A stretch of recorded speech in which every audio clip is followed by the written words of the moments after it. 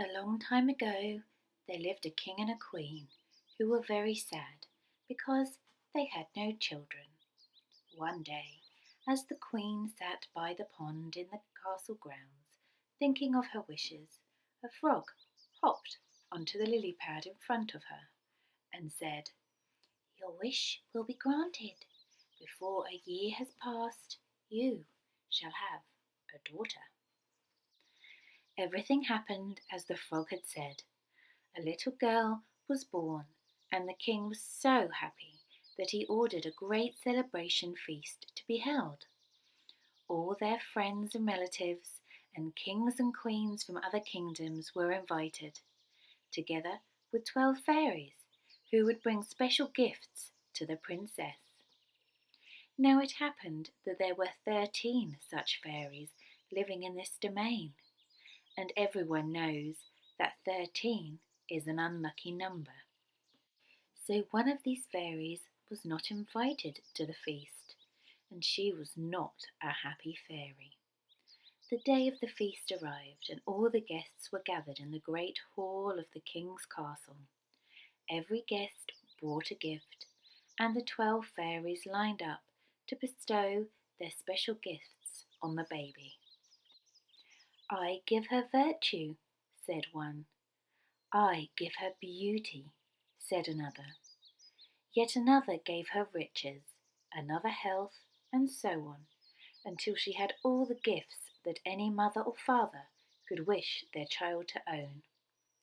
11 fairies gave their gifts, and as the 12th fairy stepped forward, the door flew open, and in marched the 13th, who was determined to have her revenge.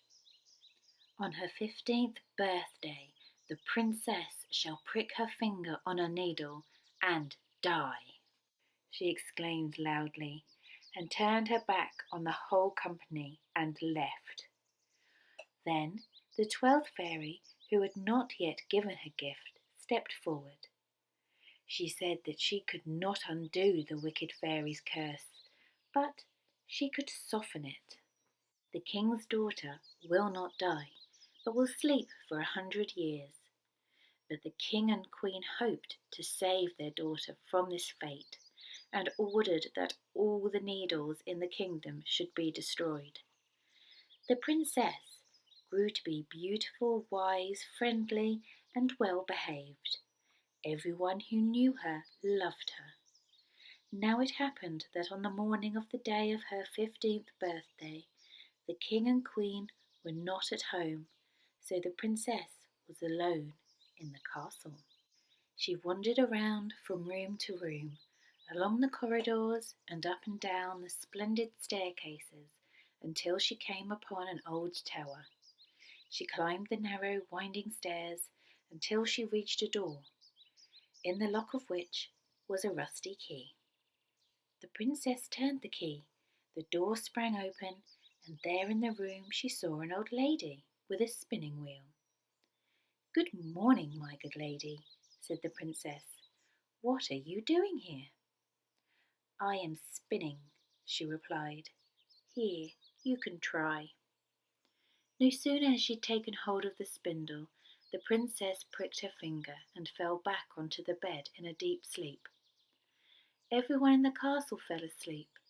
The king and the queen, who had just returned home, their courtiers and servants, the horses in the stable, the doves on the roof, the flies on the walls, and even the fire in the hearth, all appeared to die in the same moment. A thick bramble hedge quickly grew around the castle, until not even the flag on the high tower could be seen. The story was told throughout many lands of the beautiful princess asleep in the lost castle, where every living creature lay motionless. Many princes came and tried to cut their way through the thorns to reach her, but they were unsuccessful.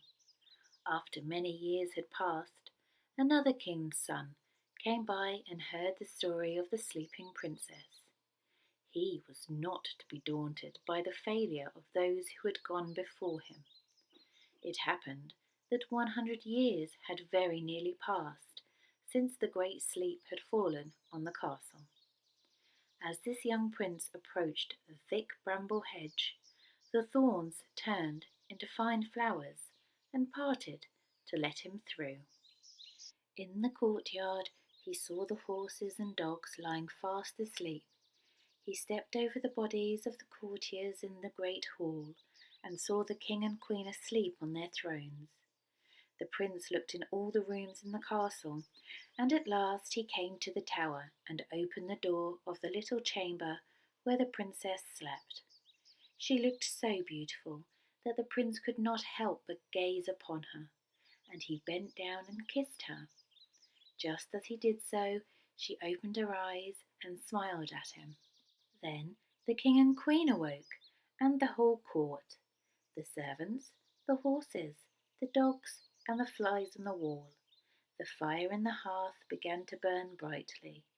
The whole castle was once more alive with the sound of happy voices, as if nothing had happened, for the 100 years' sleep had made no difference to anyone.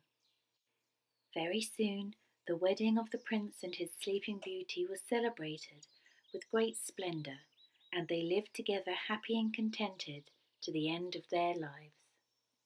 Good night.